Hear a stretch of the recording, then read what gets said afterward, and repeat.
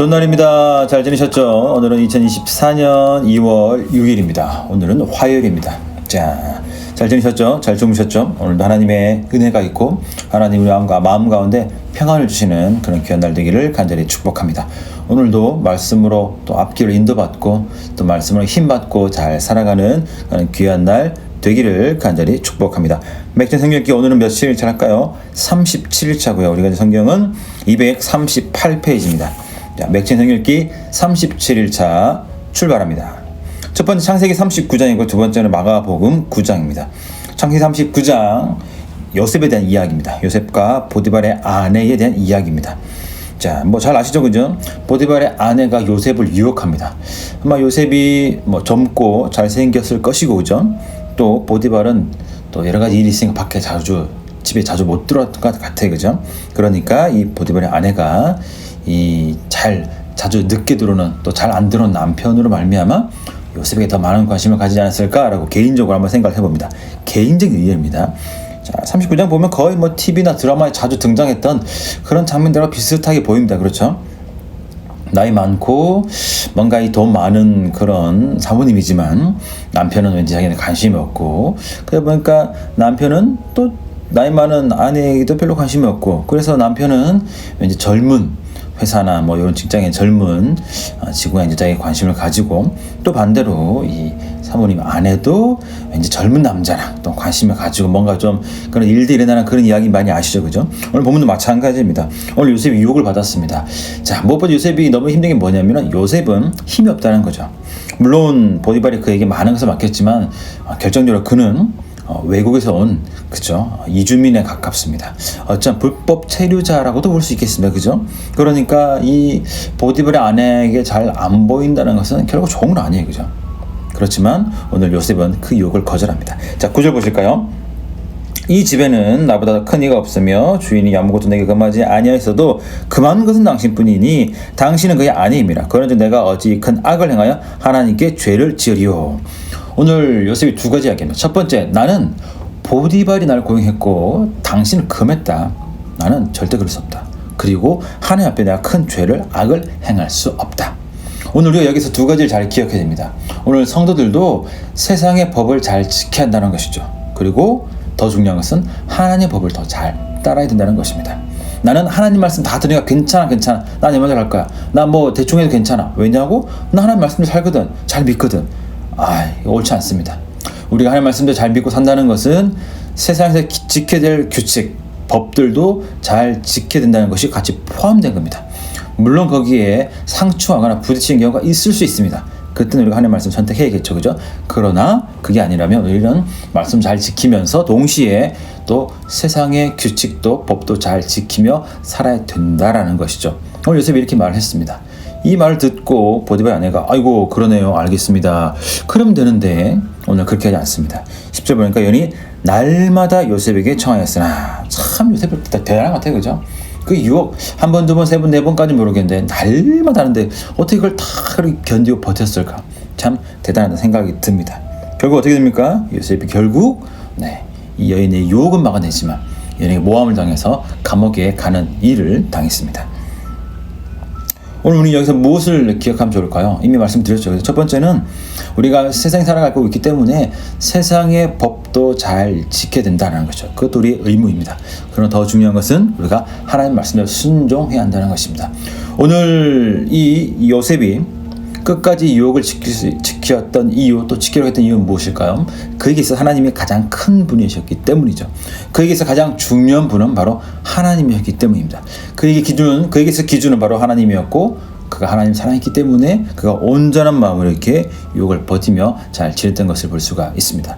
오늘 저와 여러분들도 마찬가지입니다. 많은 유혹을 받는 그런 시대에 우리가 살아가고 있지 않습니까? 그렇죠? 오늘 어쩌면 세상적으로는 괜찮을 만하지만 오늘 하나님 보시기에 아닌 것들이 분명히 있을 겁니다.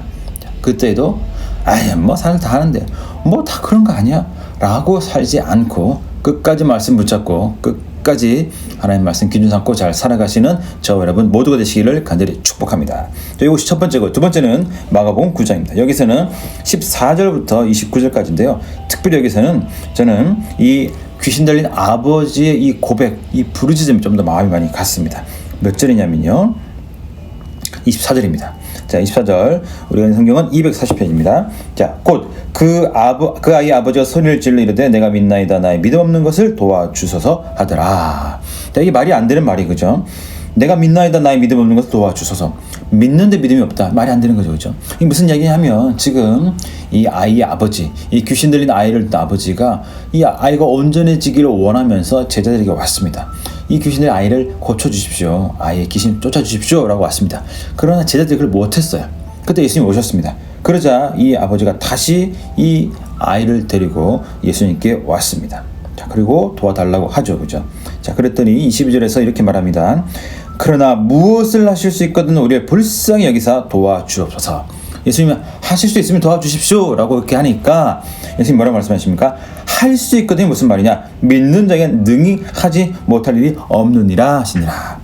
자, 23절에 대한 좀 기본적인 더 중요한 내용은 성경적인 해석은 오늘 새벽 말씀에 제가 설명해 놨으니까 그 내용은 거기서 확인하시면 되고요. 자, 이 말을 하니까 그때 그 아버지가 한 말이 방금 읽은 24절이죠. 내가 믿나이다. 나의 믿음 없는 것을 도와주소서. 말이 안 맞죠? 믿는데 믿음이 없다. 이게 무슨 말일까요? 자, 이 아버지가 왜 제자들에게 아이를 데리고 왔을까요? 제자들에게 가면 이 제자들이 아이를 고쳐주겠지라는 믿음, 그 마음을 가지고 왔겠죠. 근데 거기 실망했습니다. 안 됐습니다. 예수님 오신 날 이 얘기를 들었습니다. 그러니까 이 남자는, 이 아버지는 어떻게 합니까? 다시 이 아들을 데리고 예수님께 갑니다. 왜 갑니까? 예수님이 도와주겠지, 예수님 고쳐주겠지 하는 마음으로 갔습니다. 그렇죠? 그러나 어떻게 됐습니까? 예수님이 그 말 하니까, 예수님이 그 말 듣고 무슨 말이냐, 할 수 있거든 무슨 말이냐라고 합니다. 오늘 이 아버지의 고백서에 무엇이 있습니까? 분명히 믿습니다. 알고 있습니다. 고칠 것을 확신합니다. 그죠? 그러나 무엇이 없습니까? 그러나 그것이 지금 되리라는 믿음이 없습니다. 어쩌면 머리는 알고 있죠. 제자들이 쫓아줄 수 있다, 예수님이 해줄 수 있다, 그런 믿음이 있으니까 갔겠죠. 그죠? 그런데 현실은 어떻습니까? 제자들도 실패하고 예수님도 봤지만 뭔가 안 될 것 같은 그런 마음이 좀 드니까 이 아버지가 나는 믿는데 믿음이 없습니다, 믿음 없는 거 도와주십시오 라고 이렇게 이야기를 하는 것입니다. 여기서 이 아버지가 믿는다는 것은 무엇일까요? 안다는 거죠. 이야기를 들었으니까 아는 것이고 소문 들었으니까 안다는 것이죠. 그렇게 될 것 같아서 왔다는 거죠. 그런데 믿음이 없다는 것은 무엇입니까? 지금 확신이 없고 못 믿겠다는 거죠. 자신이 없다는 거죠. 오늘 저와 여러분들도 마찬가지입니다. 그렇지 않습니까? 오늘 우리가 알고 있죠. 설교 들으니까 알죠. 성경을 읽었으니까 믿죠. 그죠? 얘기해 줬으니까 아멘 하는 거죠. 목사님 말했으니까 받아들이는 거죠. 그죠? 그러나 그 현실이, 우리가 부닥치는 그 현실이, 내가 살아가는 그 현실이 그 상황 그대로 그 앞에 딱 부딪히게 되면 우리는 거기서 절망하는 경우가 있죠. 될까? 된다고 했는데 될까? 그리고 한번 실패하고 넘어지고 안 되면 안 되네? 왜 안 될까? 안 되는가 보다. 왜 안 되지? 성경 된다 그러는데, 목사님 된다 그랬는데 왜 안 될까? 그러면서 우리 마음 가운데 확신이 점점점 옅어지고 마치 물속에 잉크 한 방울 떨어진 것처럼 우리 믿음이 싹 흩어지게 되는 거죠. 머리는 알죠. 입으로는 고백하죠. 할 수 있습니다. 될 겁니다. 그러나 마음 가운데 확신이 없습니다. 그 상황이 바로 지금 이 아이의 아버지의 모습이죠. 믿지만 믿음이 없습니다. 우리도 그런 거 아닙니까? 그죠? 압니다. 들었습니다. 보았습니다. 그런데 지금 확신이 없습니다. 지금 어떻게 할지 모르겠습니다. 어디로 가야 할지 모르겠습니다. 주저하고 있습니다. 아마 그것이 오늘 우리의 현실인 것 같습니다. 축복하기는 오늘 저와 여러분 모두가 하나님 주시는 확신으로 말미암아 오늘도 힘있고 당당하게 잘 살아가시는 복된 하루 되기를 간절히 축복합니다. 답답하고 힘들고 또 어려운 일이 있을 때 오늘 믿음이 우리 마음 가운데 가득하기를 간절히 축복합니다. 잘 안 될 때도 그 믿음의 충만함, 그 믿음이 주님이 주신 그 믿음을 말미암아 확신하며 오늘도 힘있게 앞으로도 당당하게 멋지게 믿음으로 고백하며 삶으로 고백하며 마음으로 온전히 믿으며 확신하며 살아가시는 저와 여러분 모두가 되시기를 간절히 축복합니다. 오늘도 확신 가운데 잘 지내시기를 간절히 축복합니다. 오늘도 잘 지내시고 또 주님의 은혜가 이루어지는 것을 경험하면서 잘 지내는 복된 하루가 되기를 간절히 축복합니다. 잘 지내시고 저는 내일 뵙도록 하겠습니다.